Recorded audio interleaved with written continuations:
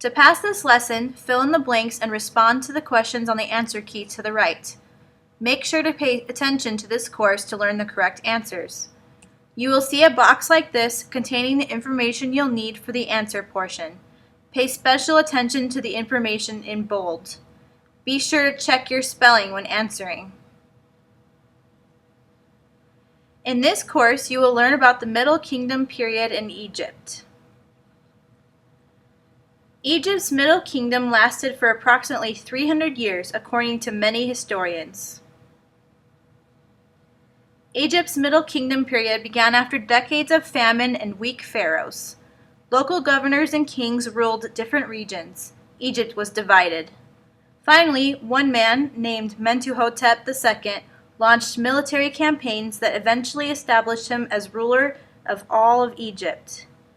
He reinstated the notion that rulers were gods on earth. The people thought he was an immortal and would continue living as a god in the afterlife.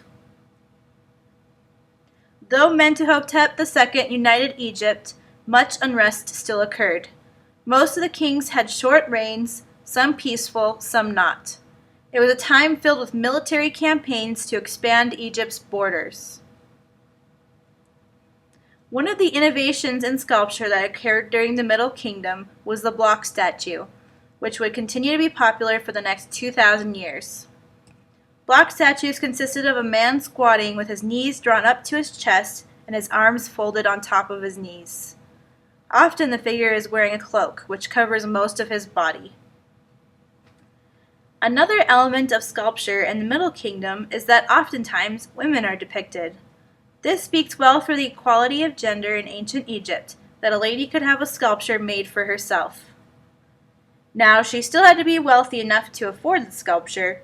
Also occurring during this time was the first known female king of Egypt.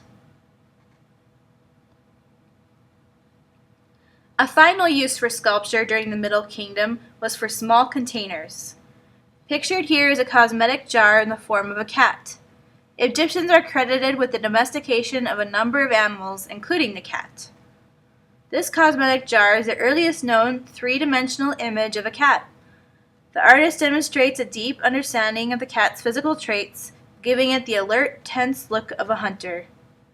The jar itself was hollow and would have held some sort of scented oil.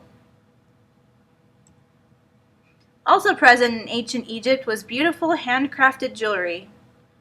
The Middle Kingdom piece shown here is a fine example of technical skill and artistry. Almost 400 carefully cut semi-precious stones cased in metal make up the necklace. The design itself is full of symbolism. The two falcons represent the sun god Ra. Two Ankh hieroglyphs that mean life are hanging from cobras that represent goddesses. The man on the bottom is also a god, who is depicted as holding up hieroglyphs that spell the name of a Middle Kingdom ruler. This means that the god supports and protects this ruler. After only 200 years, Egypt once again fell into a decline. Many rulers came and went in quick succession, and the country once more was divided up into individual regions. Perhaps the most devastating for Egyptian kings at this time was the invasion of the Hyksos, a group of people from West Asia. However, the Hyksos did bring several technical improvements to Egypt.